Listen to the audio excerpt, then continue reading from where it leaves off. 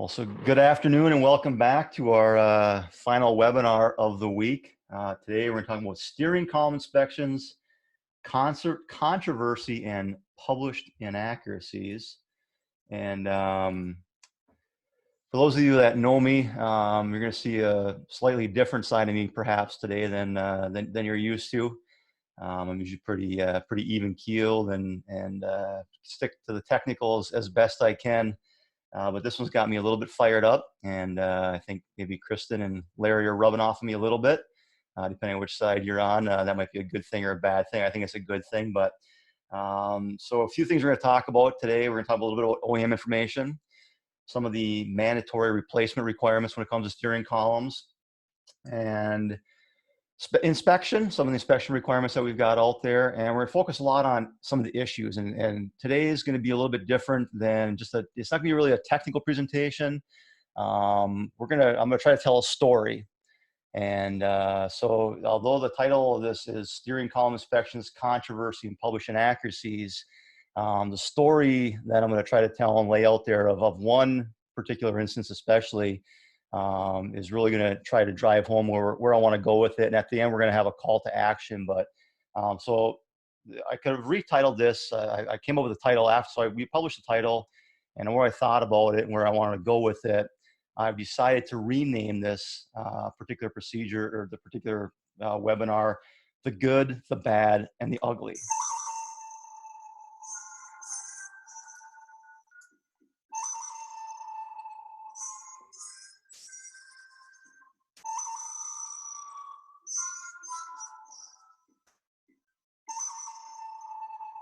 All right, so let's start with the good.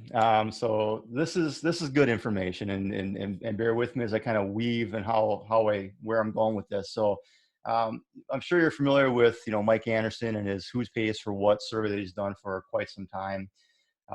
In 2015, Mike's question around how frequently do you research OEM repair procedures at the time you write an estimate. In 2015, we had a 16% response of all the time and a 26.4% response of most of the time.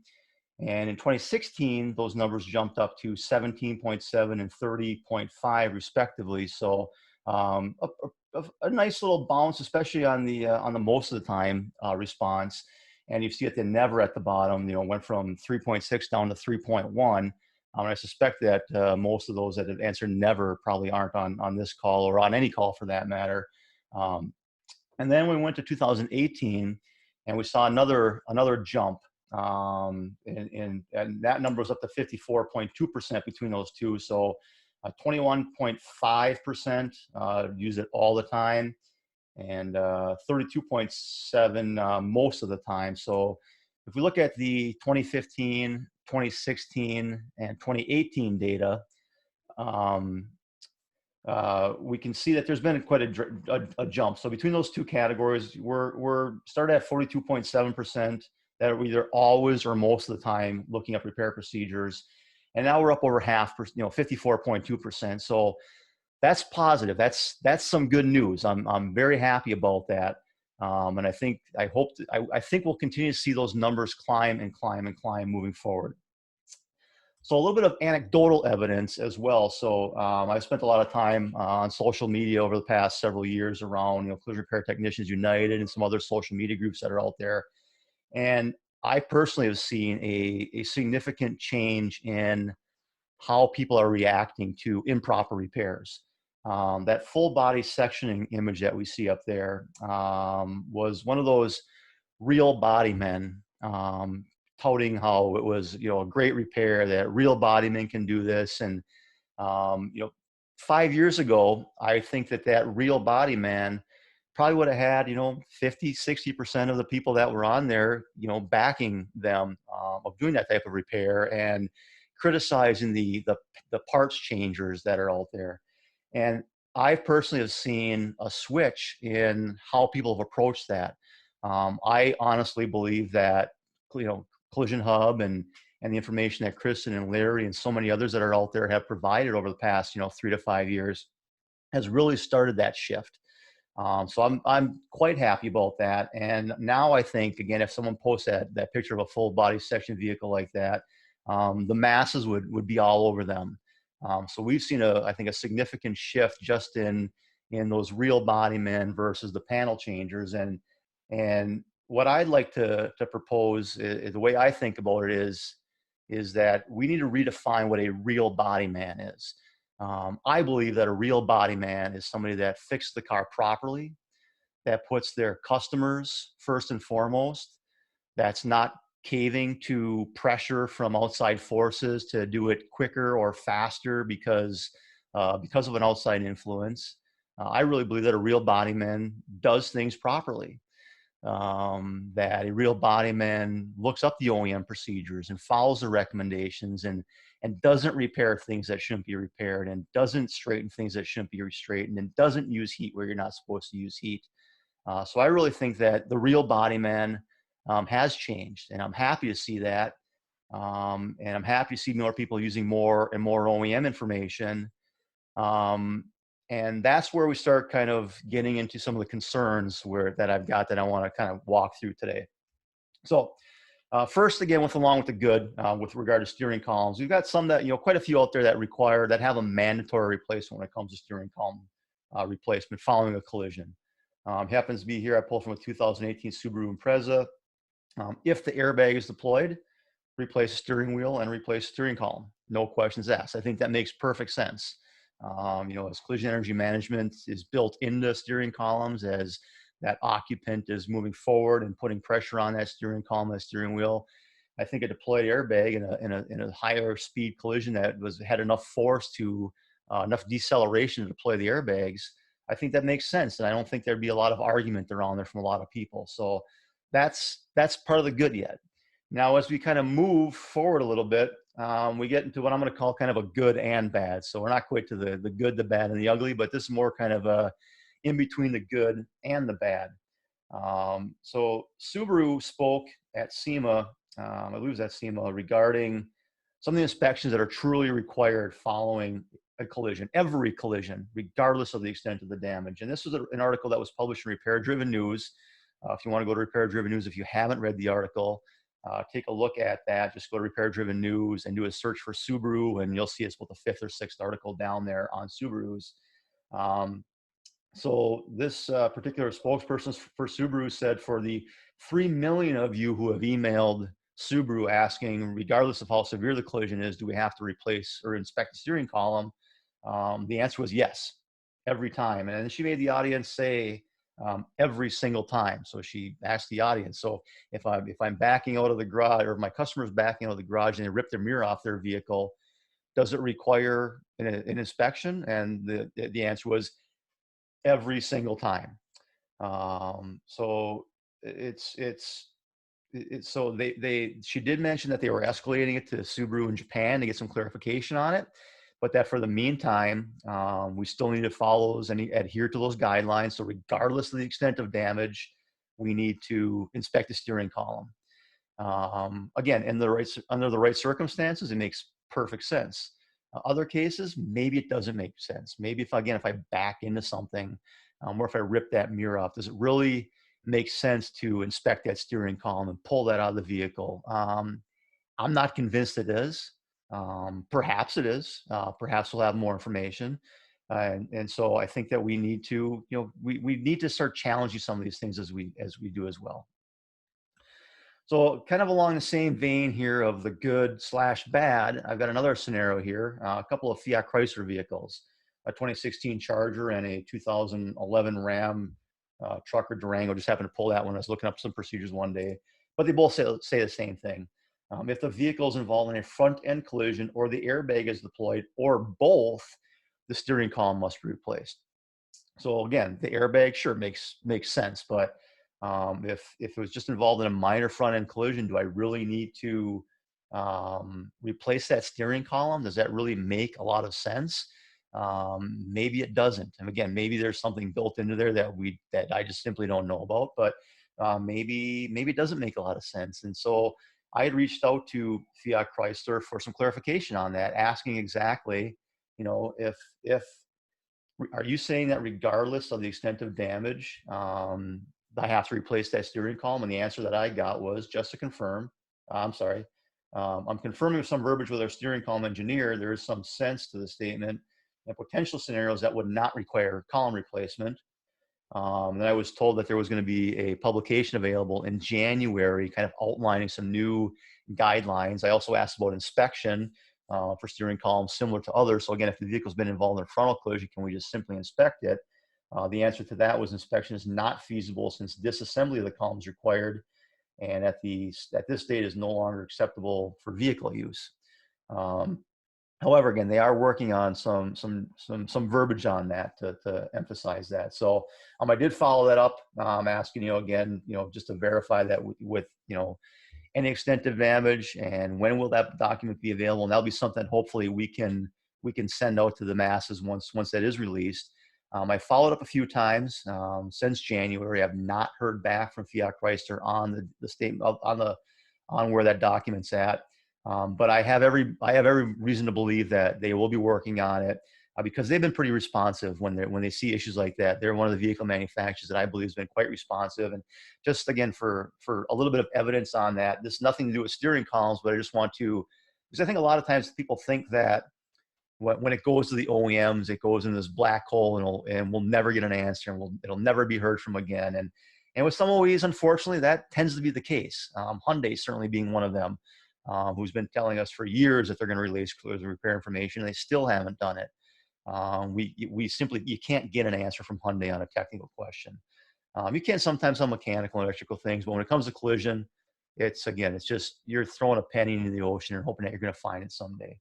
But Fiat Chrysler and the group in Auburn Hills has been pretty good with getting back to us. So this just happened to be something that we ran across in a service publication regarding 1500 Ram 1500 door skins and some incorrect information in the illustration. We reached out to Fiat Chrysler.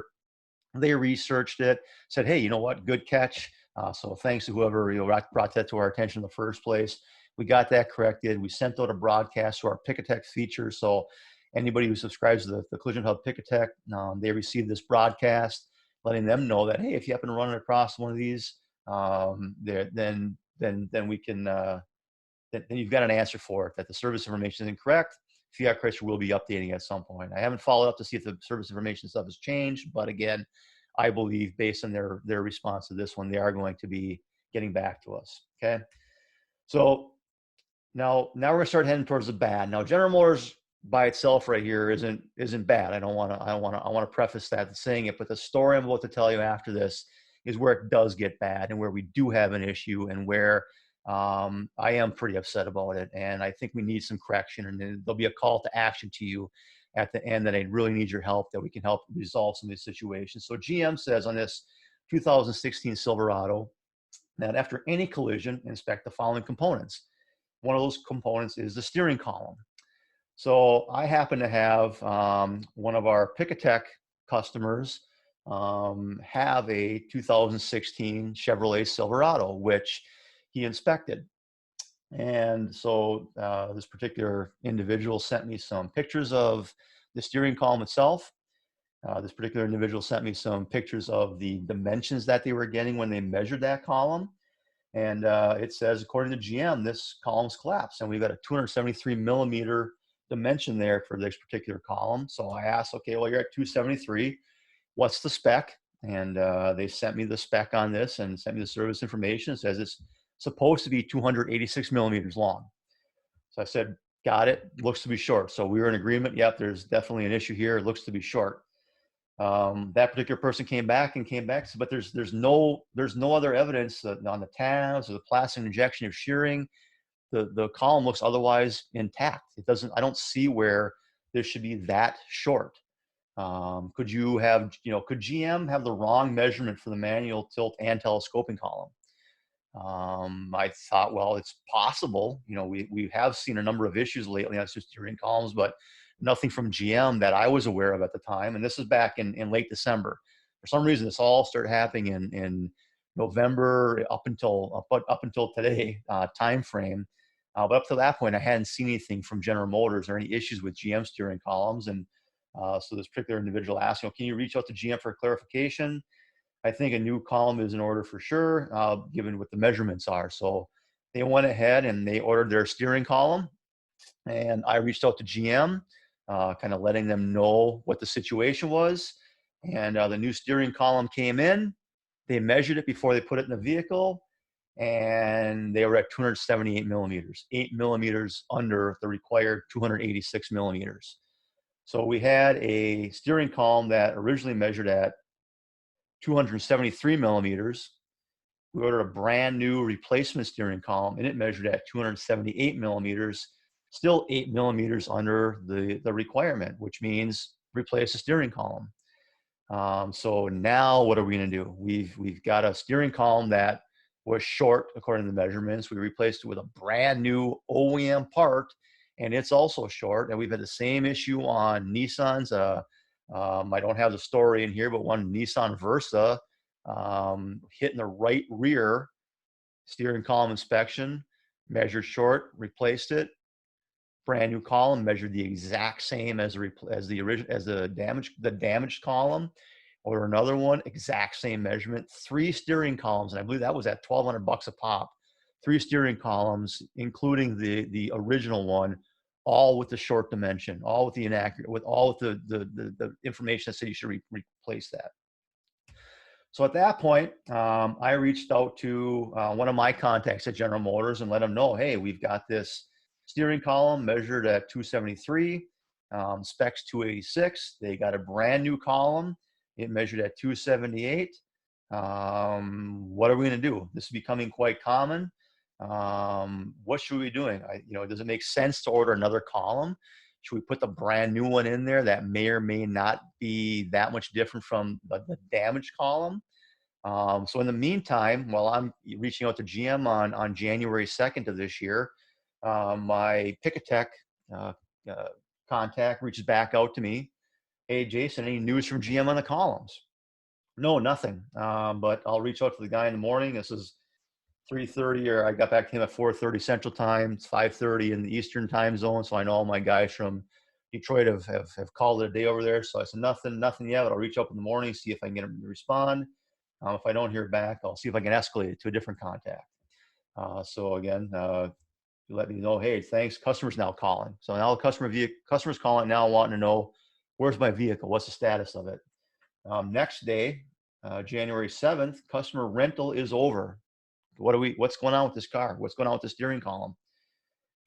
So earlier in the day, prior to me knowing about the rental car situation, I reached out to GM again. Do you have anything on this? I heard from the shop yesterday, and they're in limbo without an answer. Any help would be greatly appreciated. I'm trying to be, again, the old Jason, not this newer version, I guess, of me here. But then as I found out that this rental was now up, I reached out to them again later that afternoon. The customer's last rental card is today. We really need an answer and some guidance on this. It's becoming more frequent and now includes GM vehicles. Nothing, still nothing. So my original contacts had escalated to an individual that I don't know, that I was told would be the person that would help me for it. Still hadn't heard from that individual. So I, again, reached out to the contacts that I have saying, hey, you have any other avenues for getting this answered? This new contact has been unresponsive to all my requests. I followed up twice with him on this one, and he's never gotten me back on previous questions, any suggestions. So I've now sent several emails to this individual on the steering column. I sent this individual several requests on some other seatbelt issues that we were having. No response from them, no answer, no information whatsoever on it. Now my contact did get back to me saying, hey, this particular person and his team are currently working with product engineering to determine the best course of action, as we want to ensure a safe and proper repair. As soon as he gets back with me, I'll let you know. And then I replied back to that email. What are shops supposed to do in these situations? We're seeing more and more facilities pull columns and inspect them following collision per the OEM requirements, find that columns are short, and then ordering a new column only to find out that it's out of specification. We had one facility order 3 columns, all measuring that exactly the same, that the ones are replacing is becoming a big issue, and we need some OEM support and guidance. Thanks. Never heard back on that. I still have never heard back from the call from the individual that I was told was the subject matter expert in steering columns. I've never gotten a response from them. 3 days later, Kristen reached out to another representative from General Motors, somebody a little bit higher up the chain of command with a lot of information on here. I don't want to read this piece by piece for you, but essentially letting them know that, hey, we are seeing these OEM discrepancies.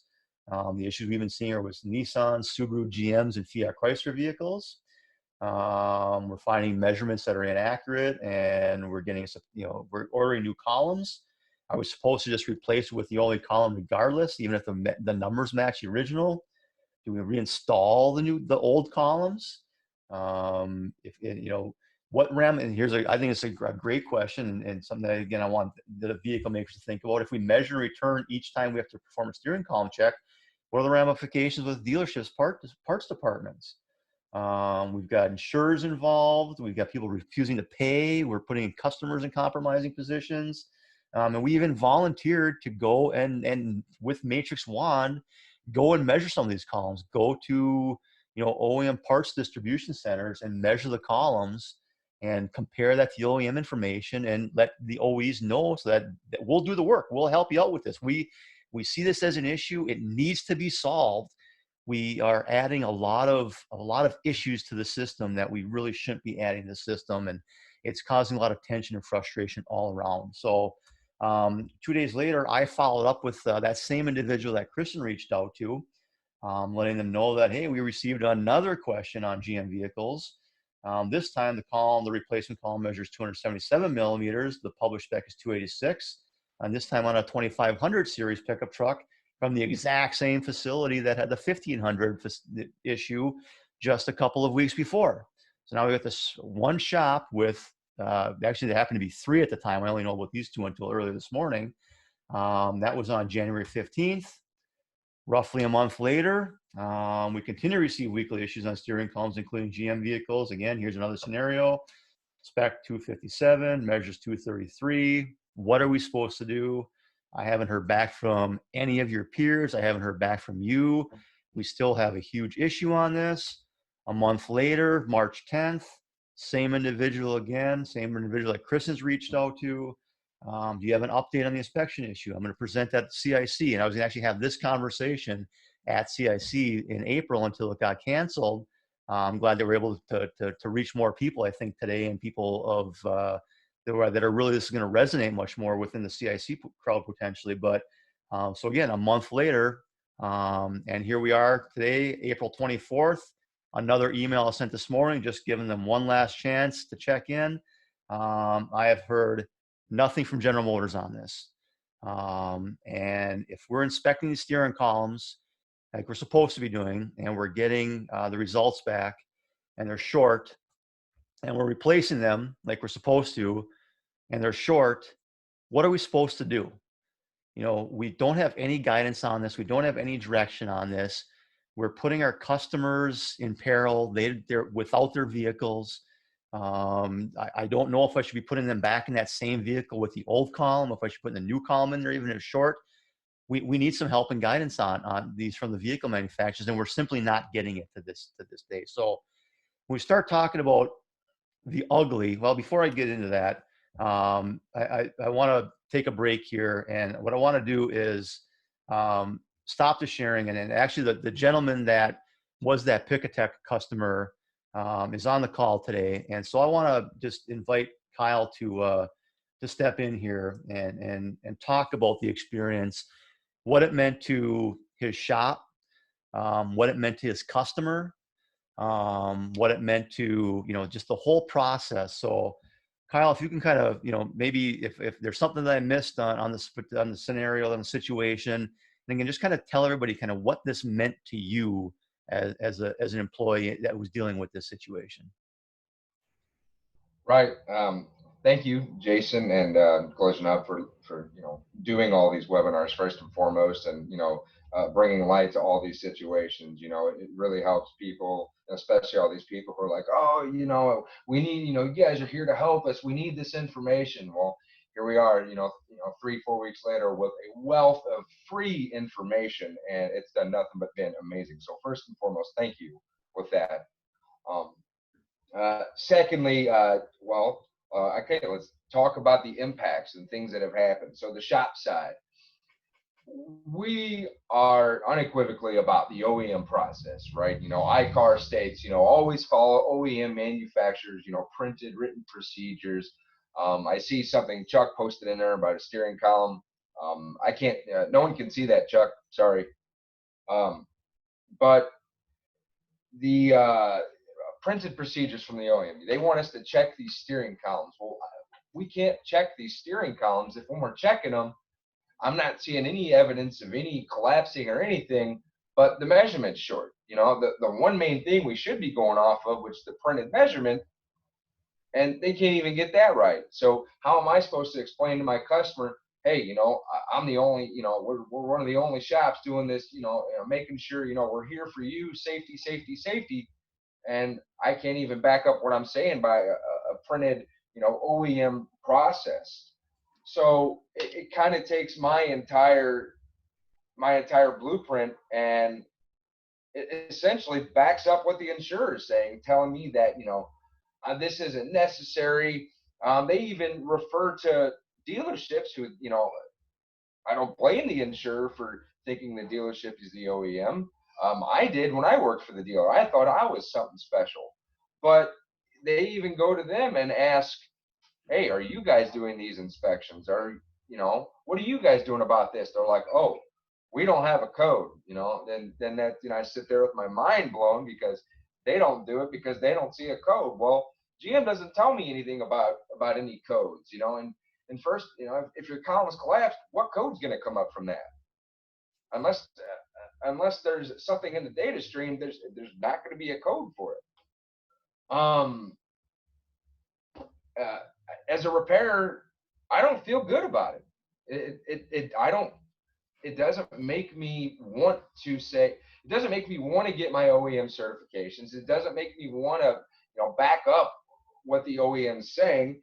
And it doesn't sit well with us or the customers. It makes us look kind of silly, I know Bob Gibson has said some of the same issues with Nissan and Subaru and Toyota, and all of these OEMs want us to do all these inspections, and they beat around the bush when you ask them about it. It's so basically the long and the short is I had that conversation after we ordered that steering column. Sorry, there's a fly that flew by. After we got that steering column in, we measured it. I immediately called the customer. I said, look, I was worried about the whiplash effect. I was worried about your body jerking forward, because what had happened was he was backing up with his tailgate down, and he hit one of those concrete poles. Those things don't move. Your tailgate did. And I was worried about the whiplash effect. He said he moved forward as well. So, when you're driving, you're gripping that steering wheel. So he agreed that we needed to check it, but he was pretty upset about it too, because here we are fighting State Farm, and we don't look like we're doing it correctly, because State Farm's saying, well, it's not necessary. And we're like, well, yeah, it is. But we don't have the substantial evidence to back up why it's necessary. So that's about the long and the short of it, and how we felt about it. And what impact did it have on your customer? Well, ultimately, he ended up having a short pay of $4,100, which now we are, going to court to get reimbursed for. And how does he feel about GM? He's not. He was a loyal customer of GM for over 30 years. Not no more. He already traded in his truck. Thank you, Kyle. And Kyle, and in the what's the right word is, but you can't make this shit up. Tell us about your Dodge Charger that you've got right now. All right. Yeah. There's a Dodge Charger here.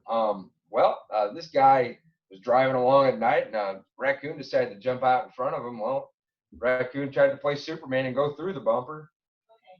That didn't work out too well for the raccoon, but so FCA is, as we see in these great procedures we have that you can find in All Data or on Tech Authority, that post, and I'm seeing a lot of these on like 19s, 18s where they don't want the steering column replaced anymore. I even saw some 17s. It's hit or miss, based off the VIN. But on this particular Charger RT, they want the steering column replaced. No ifs, ands, or buts. They don't suggest structural, as Chuck so kindly put it in there. They don't suggest any sort of difference in severity. They said in the event of any front end collision, replace the steering column. I am not an engineer. Do I think a raccoon going through 3 plastic pieces and bouncing off his tire is going to affect the length of the steering column? I don't think it will. But then again, I'm not an engineer, and I'm not going to play with the safety of someone's life over a collision, over $3,000. Your life is more important to me than $3,000. We can figure the $3,000 out. One important thing to talk about here, Jason, I'm going to have you address it because it's been brought up in the chat room. Last year around, I want to say it was around last summer, Dan Black put out an email. We're not even really sure who the originating shop was for that email, but it was about this topic. And it was Dan saying, well, if it doesn't damage a hinge or a reinforcement, you don't have to do a steering column. And then that changed its mind as the year went forward. Have you, Jason, I know you've talked to Chrysler. Have they changed their mind on that previous last summer statement from Dan Black? Yeah, they said the only thing that I've gotten is what the conversation that I had last fall with them. And at that time it was, as of right now, follow the book. We are working on updating it and coming up with a position. I was told it would be available sometime in January, but I have not seen anything on that yet. I've followed up with them at least 2 or 3 times, including again today. I have not heard anything back on it. So to my knowledge, they have not changed their position on, again, if it's been in a frontal collision or the airbags have deployed or both, replace the steering column. Yeah, and I wanted to cover that because I know that well, James wrote us, absolutely, you can say what you were told. So if you unmute your mic, boy, and get in here. Yeah.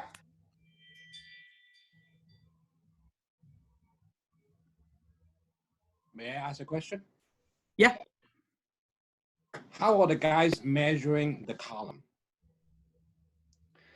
With So, a ruler, with a measuring system? How are they doing it? Both. Yes, combination. So I've seen pictures of people using tram bars. I've seen people using like the Spinizzi touch system. I've seen several, like I had in the opening slide with the matrix wand. So a lot of different methods are being used to measure it, multiple pieces of equipment. So here's what I'm running into, okay? I measured it with the matrix wand. It's off. But based on the same unit, same assembly, I measure it with the ruler. It's right in the money. So I don't know what to do. I would say that we need to get you with Sergio and maybe look at some and walk through it with him on a webinar training. Yeah. Because the ones we've done with the Matrix One have been right. So I want to go over your software with you. See, I mean, don't get me wrong. I love Matrix One. Everything I measure is accurate, but somehow that is off on the column. I don't get it. Yeah, and I'm just flat out honest. Every time I have to do something, and Sergio gets on the line and goes over all that with me, and so I just think we need to set up a time and get with their remote, where they remote in and we FaceTime with them and we go over it and figure out what's happening. So sure, we will do that because I think is it Bob Gibson that's using the Matrix One? I'm gonna speak to Bob. I don't know, but somebody's using it. Bob's in here. Yeah, he is. Yep. Yeah. So James, I don't know if you can get yourself off mute and tell us what you were told. Can you hear me, Kristen? I can hear you. There you are. Okay. So I talked to Dan probably 3 weeks ago asking for an update because he said it was illegal and they're going to get it out. Oh, great. So I asked him, I said, hey, so what's the rant? Where are we at with this? What are we looking at? And he told me, he said, this is not going to be put out right now, but he said they're looking at even broken headlights would mean that you would have to measure it because it's impacted back too far. So headlights, condensers, things like that. So. And I'm in a way, I'm okay with that as long as I've got a parameter and I know what to do. Yeah, but I yeah, did want absolutely. to this because, like I said, that email, that Dan sent out, I don't know what shop he originally sent it to. I know it made its rounds all over the industry last summer. I even shared it a couple of times last summer and had shops put it for file documentation because I'm not a fan of pulling steering columns and running up that expense if we don't have to. And then as we got closer to SEMA, that email was kind of backpedaled. So for anyone that is passing that old email around, just know that since then Chrysler's pulled back from that position. So I would not be using that right now for file documentation to say why I wasn't following the OE procedures. That's not going to end well for you. So I'm sorry, Jason, to hijack. I wanted to cover that while that was in there. No, that's quite all right. I'm just trying to, that's good. That's good to know. And again, it's a fluid situation, as they say. So,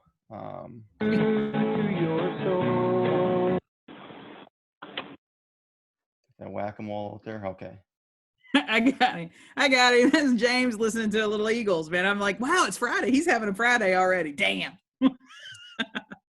And then we got Chris just chimed in here where they need to revise the way they ship their columns too. Yeah, I had I don't know if it was you, maybe it was, I don't know who it was, but I had a picture sent of some replacement columns that were just boxes were beat to shit and they were cracked and it was just not a good situation. So yeah, the steering columns are a big issue right now. So I had a Subaru column come in once that had the bottom of the column was protruding from the box. Like it was obviously dropped right on the box. Good stuff, eh? All right. Fantastic. So are there any other, at this point we can go back to were there any other questions or comments? I see mostly comments, it looks like.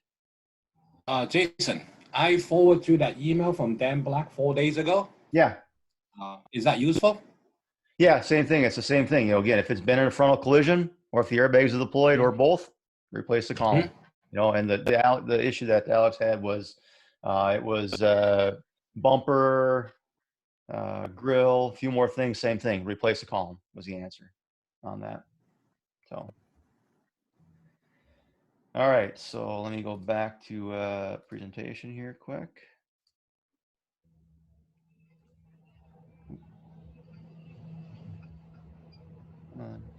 There we go. All right, we got the ugly up there. Let me know when that's there. The ugly is there, sir. Okay, cool.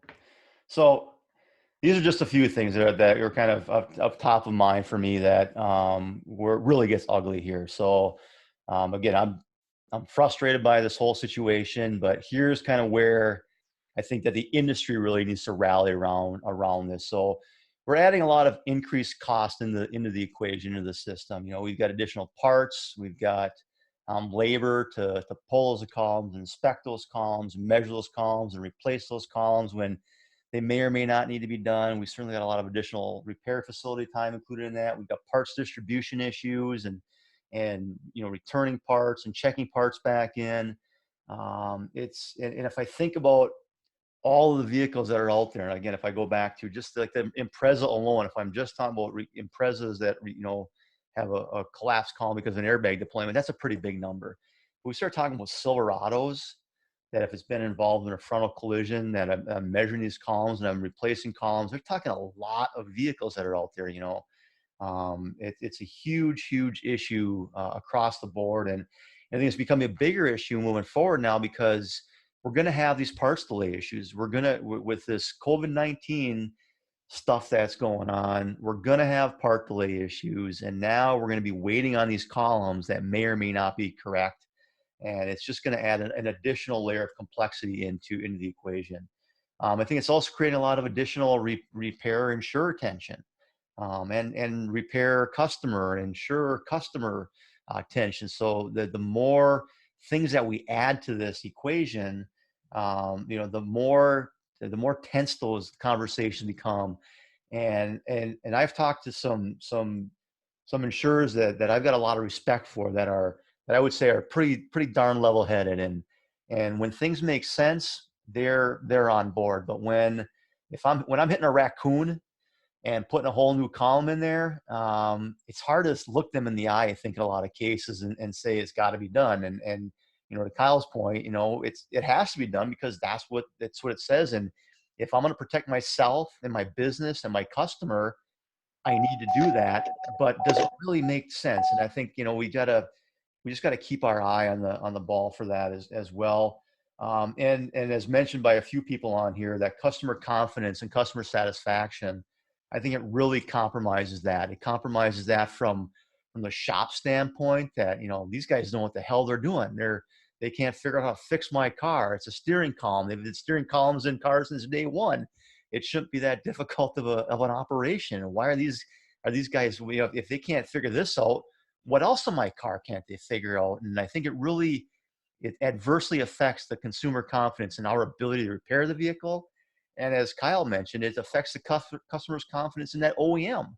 And now you've got a guy here that's never going to buy a GM truck again. They're going to buy a different truck, and God forbid they buy an FCA truck that hits a raccoon. Have to put a column in that too, right, Kyle? But it's an issue. And where I really get upset about this is it's going to lead back to, and Robert, you mentioned earlier about, a real bodyman's called a technician today. I wholeheartly agree with that. We are collision repair professionals. I was just using that as kind of an analogy, but what I'm concerned about now is if this is wrong, and we've been preaching follow OEM procedures, which I wholeheartedly believe in. I wholeheartedly believe in that, and we should be following OEM procedures. But I think what we're going to get when we have all these naysayers that are out there, those old real body men, if this is wrong, well, why the hell should I follow anything else you guys have published? Why shouldn't I just straighten ultra high strength steel or high strength steel? Why can't I use heat? Why can't I just plug weld back together? So it's just setting it up for it's a recipe for disaster. And we've come so far, and we've had such a change in people's approach to OEM information, and we're going to throw that all out the window if we don't start correcting these issues. And again, I support OEM procedures. I always have. It's the way to repair the vehicle properly. But if Danielle Babineau and I, and it's a common saying with others, but Danielle and I used to say it all the time: garbage in, garbage out. If we're putting shit in the manuals, we're going to get shit repairs, and we're going to have cars that aren't functioning properly. And when it comes down to it, we're putting our customers in jeopardy. We're putting those consumers in jeopardy. We're putting their families at risk. I don't want anybody getting injured in a collision repair and in a subsequent collision. Today's cars have been designed with so many safety features and collision energy management and all these, collision energy management and the load path and all these different materials and all these different technologies. And if we can't count on the OEMs that build them to give us good quality information to repair the vehicles, then we're putting those customers in jeopardy. And I'm not okay with that. We've got to get better, and we need the OEMs to get better.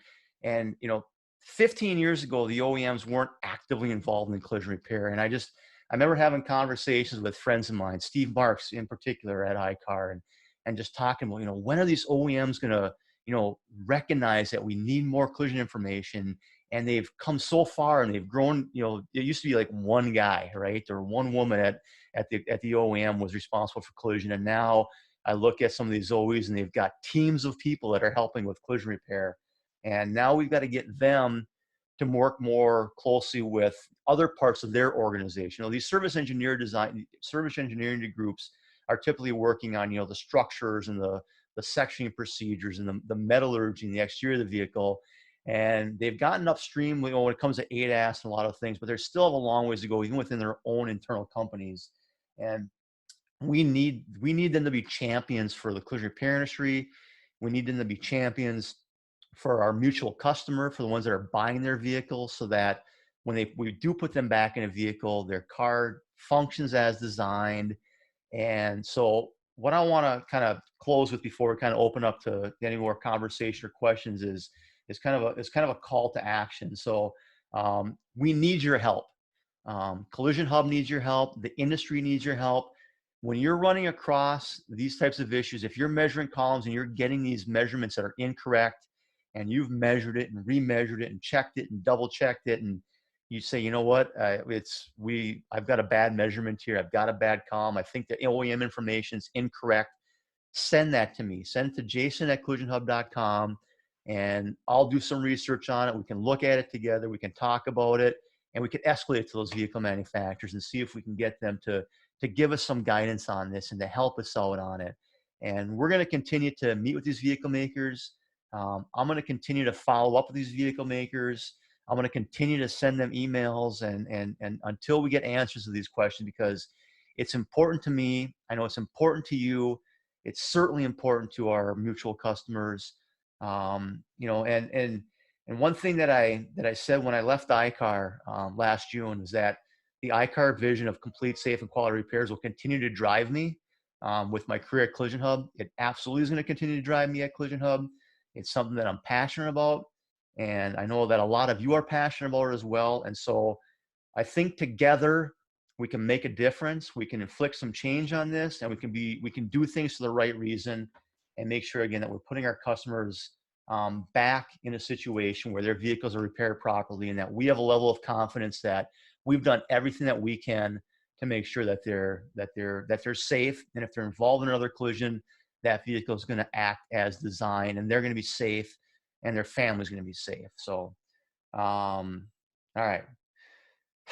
With that, I'm so proud of you. It's like when your kid takes its first steps. We've converted him. A couple of things that I want to add, because I mean, this is going to go into replay and the OEMs are going to watch it, and I want to make sure that they hear me clearly. This industry, many of you on here know the leaders of this industry and the people that are deemed the leaders of this industry.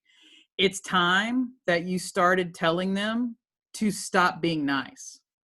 So, I mean, I have those conversations with them all the time, and they just look at me and go, yeah, but Kristen, you're considered the black sheep, and you're blackballed, and no one, you scare everybody. You either care about consumers or you don't. You either care about safety or you don't, and you don't care about it by letting the OEs get by with something. Just like I don't let a shop that's not fixing cars right, I don't let them get by with something either.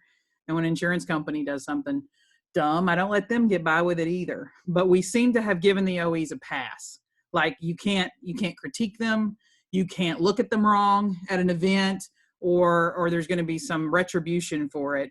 And if you are calling yourself a leader in this industry and you're not criticizing the OEs right now, you need to get out of the industry. So I will help you see the door. But we finally got OEs involved, and nothing's perfect. Yep. And there are moments where we find stuff that's wrong, and that's okay. We just need to deal with it and fix it. But we need to not let customers sit in limbo for months at a time while we try to figure out the political correct way to do it. The second thing I'm going to say here, OEs, if you have a certified repair program and we seem to be the only one sending you steering column issues, you have a really bad OE certified repair program. So you are aware clearly now that your shops on your certified program have not been pulling these steering columns and measuring them. If they were, this would be a much larger issue, and this would be getting more attention than it's getting right now. So there's only a small handful of shops in the country really reading the procedures and following them, and that's allowing them to stall and take extra time and do it this way. So once as an OE you're aware that your shops have not been following, I mean, clearly if you have not been selling, if I am Chrysler and I have a certified repair program and I have not been selling 1,000 steering columns a month, I have a problem. So if I'm General Motors, I should be selling a lot of steering columns as well, right? Yep. So I am aware that there's a problem, but I'm not doing anything with those certified shops to hold them accountable. That is going to make you liable. There's a problem where a lot of the certified programs have not gone through the OE legal level, which surprised me.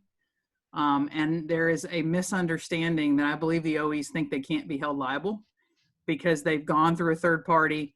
I had one OE tell me that, well, we'll never be sued, Kristen, because the people we selected to administer our program, they're a certified nonprofit and you can't sue them. And I'm like, I'm not going to sue them. I'm going to sue you. So they don't have anything I want. But there's a misconception. Once you have knowledge and you're not actively working to try to make it right, but you are continuing to use your OE website to refer people to collision centers that you know aren't doing the right thing, that's the exact definition of liable. So some work to be done there. And I'm with Jason. This one's got me angered. I don't mind a problem, but let's do something to fix it. Let's just not ignore it. Yeah. Let's tell shops in the meantime, hey, while we're working on it, we're going to expect you to replace those columns. Don't, just go ahead and do it for now. And then we'll get, provide some direction. If I was an insurer right now, I'd be using this as a reason to not pay for anything. And I'd probably win. So. Kyle. What's up, Kyle? See? Kyle goes, yeah, sorry, I was trying to be nice and raise my hand. No, the one of the most alarming things. So we have a local dealer, a rather large parts hub that we go through here for GM in particular and FCA. And one of the most alarming ones is the fact that when I call them for torque to yield bolts, and I have to explain what torque to yield bolts mean, and they tell me why. They're like, you always order so many bolts when you have suspension parts. Why? I'm like, well, that's a good question. Maybe you should ask your dealerships why. Because obviously they're not ordering bolts either if I'm the only one doing it. Yeah. Yeah. I mean, all the parts that aren't being sold. I mean, in some respects, does it mean that the few shops that are doing it right, need to go around and have visitation with OE parts department managers and say, here's all the stuff you should be selling that you're not? We know OE part sales is huge. That's a huge push right now. That's what so many programs are hinging on. That's what every time I have, an OE complain about something, it's always part sales. It's never correct repairs. Yeah. But you could drive a lot of part sales around it. And but then it's like Chad over here in the chat box saying he's right. We're all trying to do the right thing. And then the dealerships are telling everybody they don't have to do it, so, and including the parts department. So maybe it's an education thing with parts departments. Maybe we got to do it. We shall see. Is there any legislation looking at branded title market in regards to OE procedures being required? No. So if we had repair legislation, that would go under an insurance. So if you were looking at the way that things are set up, branded titles is a completely different form of legislation and would be separate from anything that was OE procedures. So if you wanted to get OE procedures passed as an OE procedure bill, some of the stuff that's come up, that would have to be one set of bills. And then if you wanted it to change the way titles are branded, you'd have to write another bill for most states. So the more that certified used becomes a term that's thrown around, the more that should drive OE repair procedures. But we shall see. If cash for clunkers and some stuff that we were talking about last night, Jason, comes back, we may see another push in new car sales. Yeah. So leasing. So we shall see. Anybody else with anything? I don't see any other questions coming through here. Just let's see here. No. Any other thoughts? Robert's got a great point. OEM justify why as a BMW shop we're giving reasons, the instructions why the steering column gear requires replacement. I think that's great. Love to have that, certainly. We can get the right information first and we'll push for that as well. But it's a great point. It would be nice to be able to have something about why we need to do it.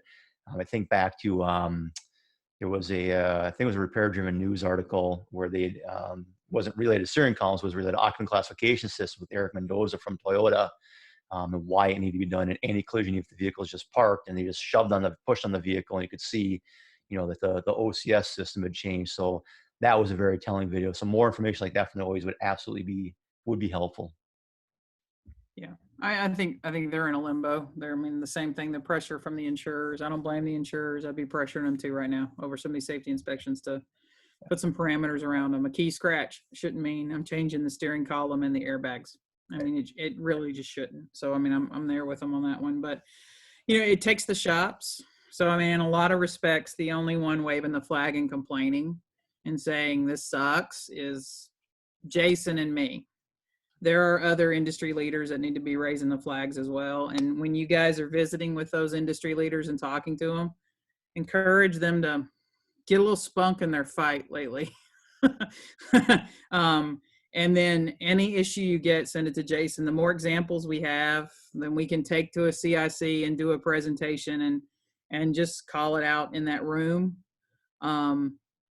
If we don't have a lot of examples, then it's really easy for them to say it's an isolated incident, which to me would be even worse. If it's an isolated incident, that means no one's fixing a car right. So that would be even scarier. Yep. But we need that help. And if you are a certified repairer and you go to a meeting for your certified repair group, you need to be vocal.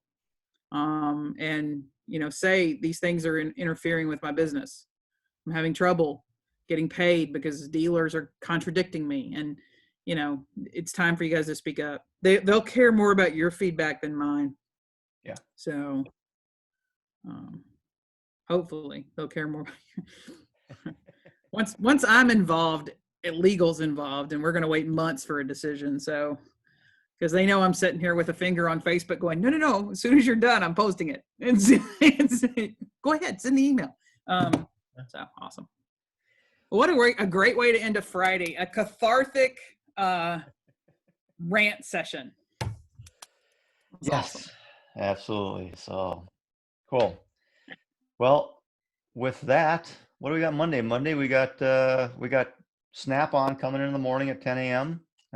Snap-on and Kyle and I, we're going to talk a little bit about more on ADAS. So some ADAS kind of basics from our friends at Snap-on, and then in the afternoon, I believe, determining when to measure and why with Matrix Wand at 2:00. So 10 o'clock Central Time on Monday. I'm sorry, wait, is that Tuesday? Tuesdays. I'm sorry. Yeah, Monday the 27th. I've got 11 a.m. I've got Kaiser's going to come back, and we're going to talk about how to reduce your waste in the paint department. And then at 2:00, I've got Matrix Wand for determining measurements, when and why. Yeah. So I got so fired up, Chris, and I can't even look at the red dates anymore. So. See, now you see what it's like when I get, just like, All right. Oh, the other side of the fence. How's it look from over here, Jason? Looks good. It looks good. Grass is good. Over here in blackballed land. So. Hey, they're not answering my emails today, so You made a lot of friends today, Jason. Huh? You made a lot of friends today, Jason. What's that? One more time. Said you made a lot of friends today. Yeah. Yeah. Here's the thing, and as I'll summarize it, I totally get it. I totally get what legal has to do. I totally get that it takes a long time. I totally get that engineering's got to be involved. But while you're waiting on that, we need an answer for what you want us to do right now. It's either stay the course, we'll get back to you, or what, but it's not ghost us and leave a shop consumer faced off against an insurer, because that's just not fair. Yep. And if we go to court, I will depose you. So there's that. So awesome. All right. Jason, killer job. Thanks. Have a good weekend, everybody.